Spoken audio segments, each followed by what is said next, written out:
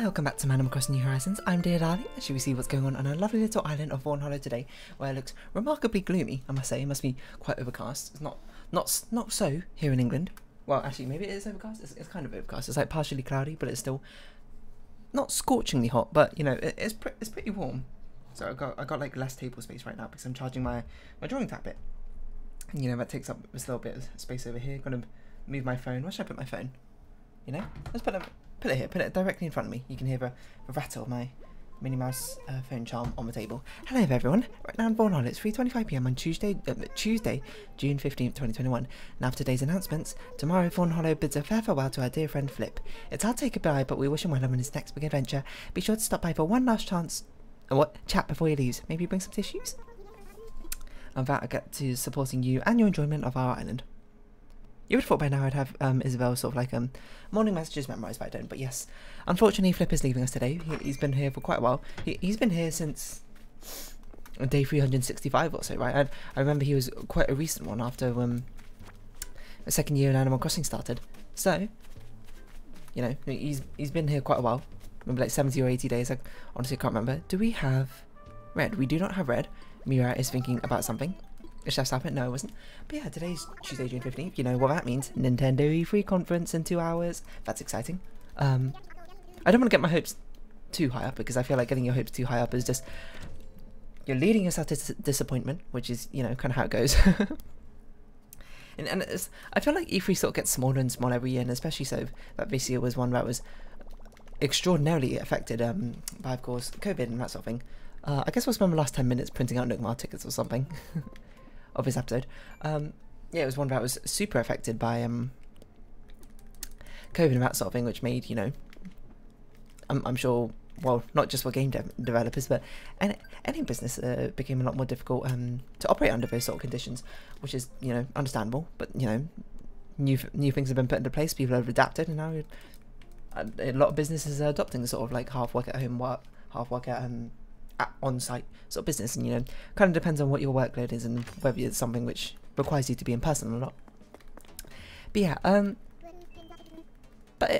don't mean to be negative, I suppose, but you know, it was me being negative, but I feel like most of it's actually just, you know, I'm not as young as I was anymore. Like my interest in E3 slowly like dwindles and dwindles and dwindles, and as like game releases and announcements get sort of like released continuously throughout the year rather than these big events anymore. In my mind, it feels like E3's like not declining per se, but getting less and less important to me, I suppose, which in my mind is sort of interprets it as declining when it's not really the case. It's more that E3 is just becoming... I've seen more, so I guess it becomes a higher and higher threshold to really impress me anymore. Either way, I'm still excited to see what Nintendo bust out for their conference. Hopefully they've got some big news. My guess is we're probably going to say something about Breath of the Wild 2 being like, it's still coming. Metroid Prime 4, that's my guess. I'm not like not interested in those games. It's just like they're not nearly as big an interest to me as a lot of other people are. Like, I still haven't played Breath of the Wild. It's still sitting there. I know it's probably a game I like because, you know, I've talked about it before. I played Genshin, which is basically gacha version of Breath of the Wild, kind of. And I enjoyed that a lot, so I was like, maybe I'll probably enjoy Breath of the Wild a lot as well. A difference being, I don't like limited resources in games. I suppose I'm not interested in resource management, is what I should say in games. Jump back to 2 episodes again if you want that sort of talk about management style games. But I do like the exploration process and the experimentation sort of thing that you get going on in Breath of the Wild, so I'd imagine that's something I'll like. I don't know. But, you know, now with the whole Breath of the Wild 2, crazy to think how old Breath of the Wild is now. It's not like it's grandpa age or anything, but, you know, it's getting pretty old. It's a bit weird to think about. But yeah, you know, temper your expectations, basically, whenever it comes to big announcement, things like this. Just like anything in general, you know? You know, even if it's slowly, because there's that famous...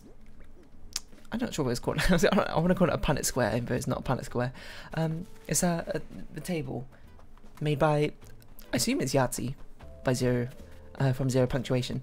I don't actually know if it's made by him per se, but it's like it uses his avatar or whatever as images, and it's sort of just like I think it's rather applicable to many things in life, you know. I know, it's like on the columns it's got high expectations, low expectations, and then on the rows it's got like good result, bad result, or something like that, or good game, bad game. And it's a, you know, low expectations, it's a bad game, you know, you're like, you get like a I told you so sort of like a, not accomplishment, but satisfaction of being like, oh, I knew it all along, it was going to be a bad game. You get high expectations and good game result. It's just like, you know, all your expectations have fulfilled, it's awesome, and you get to enjoy an awesome game. You get low expectations and you get good result, you're like pleasantly surprised by the game, you know. It's like sort of shows what I know, and you know, you also still get to play a great game in the end. And just the worst thing at all, you know, high expectations, low game result. It's just, you know, sadness or utter despair or something. I can't remember what the actual table says. I don't know, it's a meme, probably not well described, but basically the gist of it is being like, if you want to think about it from a game theory sense, which I know is not exactly how you should think about your emotions, but it's going to be how I'm going to think about it, because, you know, I'm a statistician, I suppose. It's just all around better to go in with low expectations. You know, low expectations, if it's a bad game, you're completely fine with it. If it's a good game, it's even better than completely fine. It's now awesome. If you go in with high expectations, your only results are, you know, neutral, which is like a hit the mark, you get a good game, which neutral to good, and then utter despair, which is the worst possible outcome, you know. It's like your prisoner's dilemma, you know. People are just like, oh, you always got to rat out your friend, which by the way is not necessarily true, because people now use that. People sort of like falsely, I'm not saying quote for prisoner's dilemma, because it's not like they're quoting it wrong. It is kind of what the results say, that if you have no communication between it, and you both are like, you both know you're under exact same circumstances, and you have like, not necessarily invested interest, and you come at it from a strictly probabilistic argument, or not probabilistic, logical argument, you should rat out your friend. But that's not really how it works in real life, you know. In real life, you know your friend, and if you've been friends for a long time, and you both just like stay silent, you're both willing to take that sacrifice for each other of 1 extra year compared to what you get if you rat out your friend, just to not screw with your friend. And, you know, burn bridges and that sort of thing. Like, what I'm basically saying is a prisoner's dilemma is in a vacuum, while real life is not in a vacuum. So, you know, don't sort of like vacantly quote it for no apparent reason. Which you might say, hey, aren't you doing the exact same thing without like 0 punctuation yet to meme? Yeah, I am, but you know, it's like for comedic purposes. But it's not like I'm using it, I'm like, oh, because I've seen this yet to meme, this is exactly why I follow this principle. It's more like I just temper my expectations, because I prefer to.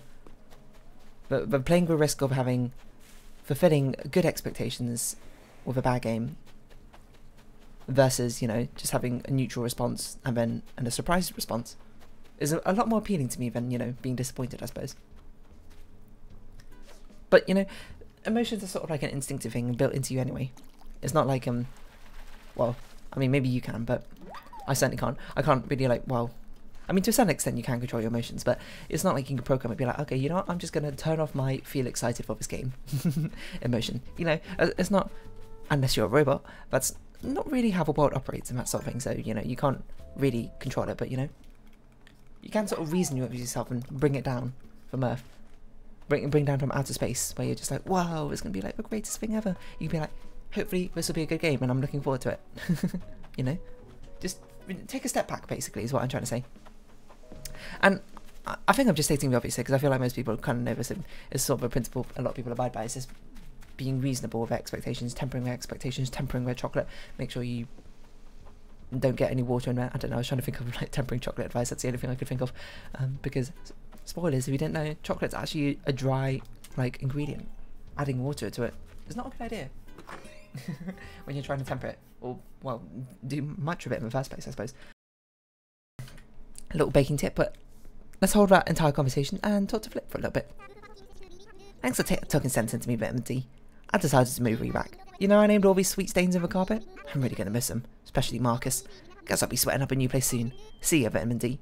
You're going to tank the property prices here on Fawnhollow with that sort of staining. I think I'm going to join the circus. I'd be an awesome strong man. If I spot you in the audience, I'll bring you on stage to a little weightlifting contest to be back. Sounds like a lovely time. Not going to slack in my new home. Let's see. 1,000 crunches, 1,000 push-ups, 1,000 squats. That should be a good warm-up. I think I'm going to join the circus. I see we're going around in circles, all that sort of thing.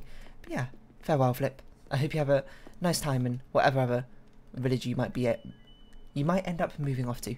The new horizons ahead of you are bright. And you have many fine times ahead. And also your muscles will get bigger or something, I don't know. But yeah, I mean, expectations it's a hard thing to play around with because it's not something you have inherent control over a lot of the time. You can try your reason your way out of it, but sometimes it's too difficult. Like I suppose it's ironic because was it an E3 where Animal Crossing New Horizons was announced? I can't remember. I think that is the only time I've been. Oh, hello CJ. I see you are a visitor for today. I've been that excited for a game.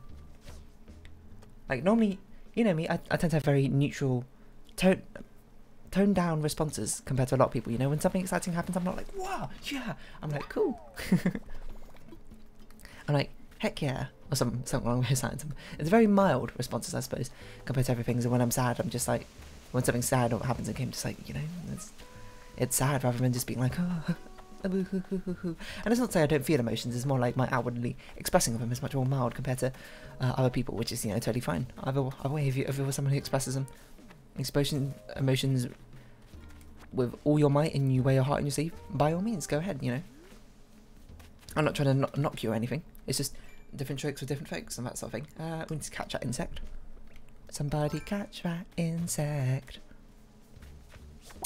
But yeah, that is the only time I remember having like an actual physical reaction to a game announcement. Because if you remember, they did the bait and switch. They had,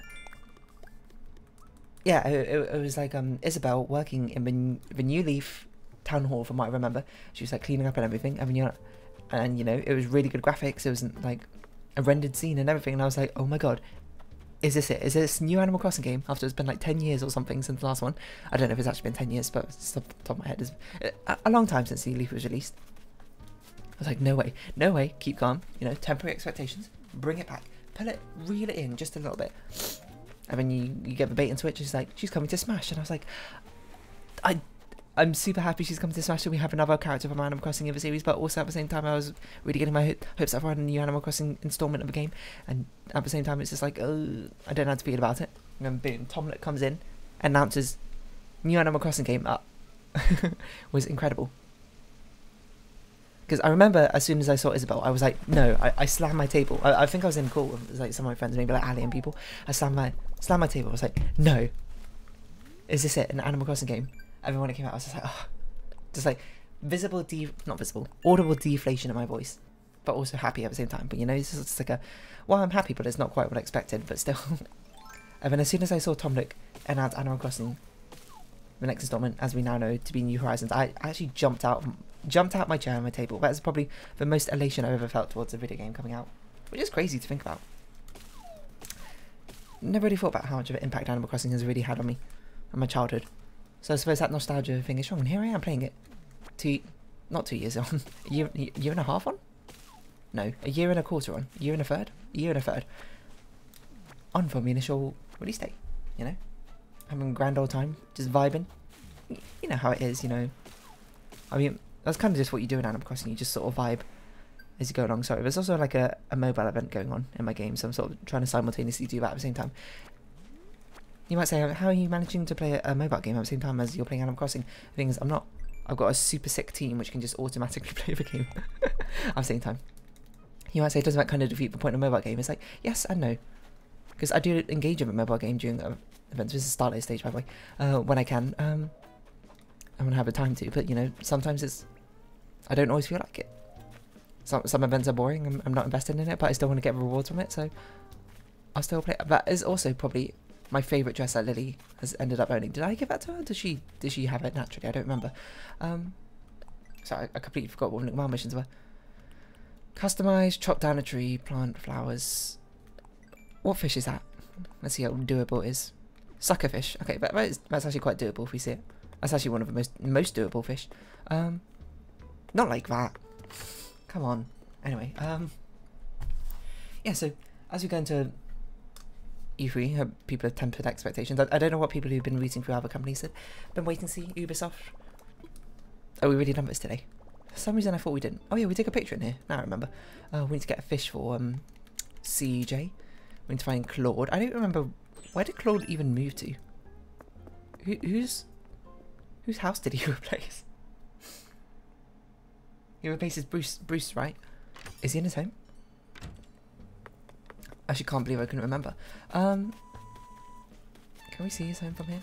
We can. Okay, let's customize these things. We'll go say hi to Bruce and we'll sell for things. Let's customize fishing rod and other stuff. I'm hungry. I'm gonna go have a snack afterwards, probably. Yeah, so as E3 goes on, you know, I hope people have gone in with moderate expectations rather than expecting the world or anything similar around them. Because that's really all you can do, to be honest. We haven't done this watering can for ages, so let's probably do that. Less stick breaks as well. I don't know how the E3 announcements are going compared to like fan expectations and that sort of thing. I know the Ubisoft one was interesting. We had like a Tom Clancy's I'm not gonna say sequel. I guess it kind of is a sequel, but it's more like a spin-off game, yeah. Called Tom Clancy's Rainbow Six Extraction, which people it's based off. There's an old event which I did play in a little bit called Outbreak back in. Wait, are you not in? Or you just closed your curtains? I guess because it's dark out. Called Outbreak, which was basically a zombie horde survival mode. Excuse me as I'm drinking. El Clasico for many first person shooter AAA titles. A sauna heater. This is new. Yeah, wait, I've never seen this before. Unbelievable that we're still getting new recipes. Yeah, what's the thing? Okay, this is for you. Yeah, it looks okay, I guess. Reactions to it seem to be quite negative from what I've seen. At least so far. People do not like it, I guess, because it doesn't... It's kind of cliche, isn't it? You know? Like, every sort of, like, first-person title, AAA title has a zombie shooter mode already. Ubisoft with Siege is just really late to the thing, and I guess people are like, just it doesn't change up much. And it's also not what they want to play Siege for. And I think a major point of it is because it feels like a fast-paced, like, frenzy shooter, which is very counter to Siege's... I would say it's more slow and methodical playstyle. It's becoming a lot faster and faster over the years, from what I remember. I started playing in White Noise, but I watched videos of it from way back when. Well, I don't know when I first heard about Siege, but I'm trying to think. Maybe when Ying and Legion came out with Ella? I don't really recall. Whenever I first saw videos of it. And certainly when I used to watch it, it was it felt far slower and methodical back then, but that's neither here nor there. I haven't played it for about a year now, so I don't really know anymore. But anyway, my point being, I don't know what my point was. Oh yeah, it wasn't particularly well received, but I'm sure there are other titles. I don't know. I clicked on the Ubisoft because I go on like Reddit r/games because I feel like there's not many places which you can really see and discuss the sort of conferences, I suppose, apart from the live stream chat, which I don't really want to partake in, to be honest. Okay, let's catch some. How many coconuts do we need? We need un plus coconut. Oh, hello, birdwing butterfly. Amazingly, we're just going to let you go free because we don't need you. What was I saying? Yeah, I go on Reddit threads just to see what people's reactions are because, you know, I'm not too like I know about Sony games, but I don't know like exactly what people are hyped for, what people are anticipating, that sort of thing. I remember Ubisoft one, someone general consensus, or maybe it's a Square Enix one, where people were just like, wow, that's all they came up with. That's all they came to show. And as you know, something which happened for Nintendo, because of course, you know, I do like Nintendo games quite a lot. Happened with Nintendo, especially in not most recent years, but like a few years before that. Nintendo people were just like, I can't believe Nintendo's come to E3 with like nothing to show, and people were just like, oh, it's because, you know, I was meant to separate these coconuts. I was meant to make a separate pile of 3. And pile these up again. Yeah, Nintendo was just like, I can't believe it came to the E3 and just like basically showed off nothing interesting or nothing new, and people were just, you know, very disappointed of it. People are just like, oh, it's because they got these Nintendo Directs all the time now, but they don't want to basically show us, well, not don't want to show as many things as let's not start that because we haven't done that. So we don't have nearly as many things to show off anymore. It's just like that's all they had, and they'd rather do things at like fixed intervals for these Nintendo Directs rather than in anything particular in like these big E3 conferences, which can only happen so often. So let's catch buy some flowers and we'll head over to get a fish for CJ, and then maybe we'll just end up printing a load of Note Mile tickets in anticipation for tomorrow. Probably have to clear out inventory after that or something. But I think in recent years they've been doing okay. I can't remember what E3 was E3 2020 cancelled? It might have been cancelled. I honestly can't remember. Maybe it was completely digital. I can't remember what big announcement. No, it must have been on because there was a Wholesome Direct, right? That was during E3, wasn't it? That's a thing which really stuck in my memory because I was like, this is such a cool idea for a Direct. I love it that people do this. All these sort of games are definitely straight up my alley, and I wish listed like 50 or so games that day. I can't remember. Maybe not 50, but I wish listed most of them. A lot of them have been released, and I want to play them. I just don't have them. You know, it's like the golden rule for the games I'm playing are games that I have, or games I bought on crazy sales. Like Little Nightmares, it was given away for free, so you know. And then it was on like a weekend sale. So I was like, alright, I might as well buy it if I'm going to play this first one. Bug Snacks was on a crazy sale. Because Epic gave away like these £10 tokens, and then, you know, they also had the summer sale at the same time. Not the Steam summer sale, but Epic Games summer sale. So Bug Snacks ended up with that token also being like £3 or £5 or something. So I was like, that's a steal for a game I absolutely want to play. So yeah, I don't know, maybe I should check out the Steam games on my wishlist. Like when I watched the Wholesome Direct, I actually cleared out a lot of my wishlist because there's so many games on there which I was no longer interested in. Something. Oh, Beacon Pines, that one I'm super anticipating. Later Alligator, I've heard so many good things about Later Alligator. Backbone's been released. I had no idea it's been released. It's got mixed reviews. What happened? I guess maybe it's not that enticing. It looked pretty cool for me. 9% of potential is poured into a prologue chapter and released a demo. Our prologue but quickly shreds any pretense of puzzle solving and deduction and goes straight into rigidly linear interactive fiction. Okay, so people are disappointed mainly because it's it plays out more like a linear story game rather than a puzzle deduction game. Oh, that's a shame. I mean, I like story games anyway, so I guess it doesn't bother me too much, but I can see why that would be certainly rather disappointing for a lot of people. Let's go see what fishes we have potentially to give CJ. We might not even have anything, which might be difficult. Unfortunately, while I would have been happy with a Noir VN visual novel game, but this too quickly unravels as the narrative jumps around and discards plot points it just introduced to focus on new ones, while it then casts off with equal vigour. Oh. Well, okay. I mean, I'm still probably going to play it. It still kind of seems fun. But I will go in with mild expectations. And now, I'm not going to overhype myself. Overall, I don't regret playing it. However, I can assure other people that playing freely available prologue demo is just as fun as playing a full game, since it's clear that it was a full game from a development stance. The developers spent a lot of hard work. It'll be interesting to see what was produced, but I hope the next project sees them learn from their mistakes here. Understandable. Have a nice day. Do we need to put anything away? Not really much, to be honest. And let's actually learn this so we don't sell it. So yeah, it's basically mixed. So many reviews are basically like, I don't want to say don't buy this, and I don't want to say do buy this. It's sort of like a a lot of people are just on the fence. It would have been better as a visual novel. Okay, well, I know.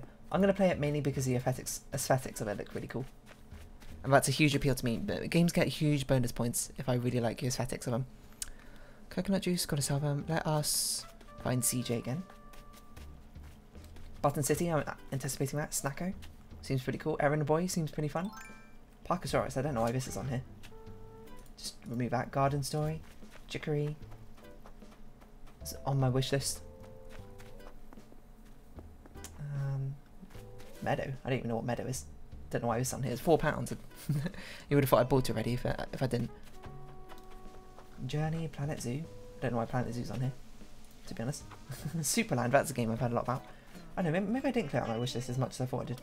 Still got 40 things on here. Spirit of the North. Do I have not Lost Ember? What's that? Endling! Okay, move this up. No, wait. Yeah, this is the one where it's like a vixen and trying to look after her like little fox cubs or whatever. That's going straight to the top. I wish the Steam wish list was a bit easier to manage. Okay, maybe not straight to the top, maybe like second. Beacon Pines looks super cool. Anyway, let's not sort out my Steam wishlist here and an Animal Crossing video. It's kind of against the point. Yeah, so, you know, I've been scorned too many times before by having high expectations of games and then being scorned. Can I name any off the top of my head? Absolutely not. I have no idea. Maybe I haven't. Maybe I've always just had mild expectations when it came to games. And anything, to be honest. It's not often I play a game and I end up getting disappointed, because I'm sort of a person who can see a lot of the positive sides when it comes to things. So even if the game is maybe it's not 100% everything I was expecting, I can still see the positives that came to it, and from it still get a very fulfilling experience, which is, honestly, I think it's a great thing. You might call that some sort of like naivety. I would say it's getting the most out of my money, isn't it? I can still manage to get enjoyment out of the sort of things that I'm playing without having to have such a critical veneer over them. Not to say that I still don't have criticisms of games I still like, mind you, but it does mean that I can come at it with a critical view, a fair judgmental view, I suppose, and also enjoy it at the same time, you know. I think Tangle Tower is a fantastic example, you know. I saw Northern Light, he played like an hour or so of a game, and I was like, this looks super cool, I'm going to play it. Love the characters. Had a bit of a disappointing ending, but I was like, you know, but 99% of the way that led to it, still extremely enjoyable and the ending, while strange in the context of a game, IMO, it was still fun, you know. And I didn't really detract from it in the first place. So that's why it's like, you know, it's a superpower, being able to still enjoy things, I guess. Seashells. Seashells on Nook Mile tickets. I should have looked up how many Nook Mile tickets we went through last time. I can't imagine it was more than 25 or so. So we probably actually don't need to get any, because we have 19 still on our inventory. Okay. We probably can get 30. One a minute? That seems feasible. Perhaps I can actually just go quickly find my video and try and find out how many I got through while I simultaneously print all of these off, so we know at what point to stop. YouTube Studio. Who's the most... That's not how you spell welcome. That's not how you spell welcome either. Welcome. Welcome Flip. Oh, I didn't put welcome whoever the newest person was. Whoops. Well, you know, I guess that's not something I'm going to find out anytime soon, because I can't remember. Absolutely cannot remember which day that was. So I guess we'll just keep going for like the minute or two that we got. So I'm excited. I mean, we've only got an hour left until, well, my time, when the Nintendo Direct, well, Nintendo show starts. Be eagerly waiting to see, and of course I'll definitely talk about it tomorrow. It'll be the perfect time to talk about it, because we'll be doing some island hopping, which is my favourite thing to do, just aimlessly talk while, you know, doing stuff. At some point I've got to find another game that's not Animal Crossing that I can easily talk over and just play at the same time. You know, like how Northern Lion's got his Binding of Isaac series. Maybe I should start my own Binding of Isaac series. I feel like it's a bit of a weird like left turn compared to my usual starter game. I know Rach suggested Stardew Valley, but I don't get into Stardew Valley as much. So I feel like that'd be very difficult for me to actually talk over and actually do stuff. Something with some sort of progression. You know, I need like a roguelike, which is like light-hearted and fun. That's what I need, I suppose. That's difficult, you know. Or maybe I just stick with Animal Crossing, because it's kind of a do whatever thing. You know, at some point I was like, oh, Animal Crossing videos, I wanted to just like basically go visit a load of other people's like towns and their dream villages and see their decorations and that sort of thing, but it's never come to pass because I need to compile a list, and really you can call me lazy. Really, it's just sort of like, I guess it's not really what I'm looking for in Animal Crossing. I just want an open soapbox to really just talk and vibe out, you know, casually with, rather than putting too, like, excessive amount of, it's not excessive amounts of work, it's like, it's really not much work, but, you know, if I'm putting work into it, it's sort of defeating a point, I feel like, of it. I'd rather put work maybe in other things, like, which are more to my ventures. This YouTube channel is meant to be the pinnacle, just, you know, kick back, relax, you know, just press record and play a game, that's it. There's nothing more, nothing less. It's as simple as it gets. But, you know, not everyone's cup of tea. You know, I'm sure I'm particularly annoying to some people to listen to and that sort of thing, and some people don't find me entertaining. That's completely fine, you know. But there's numerous creators here on YouTube who I'm sure can tickle your fancy if that's really what you want. So we've got 26 tickets. That's a reasonable number. Whether it will be enough, it'll probably be enough for tomorrow. I can't imagine we go at a pace of 1 a minute. of how long the menus take. It's probably like a lot less than that. But anyway, if you have been watching, thank you very much. It's been Animal Crossing New Horizons. I've been Dear Darling. Likes, comments, subscription, shares. I greatly appreciate you joining Dear Darling Discord and follow me on Twitter down below. I hope we can see each other again. But for now, it's all farewell.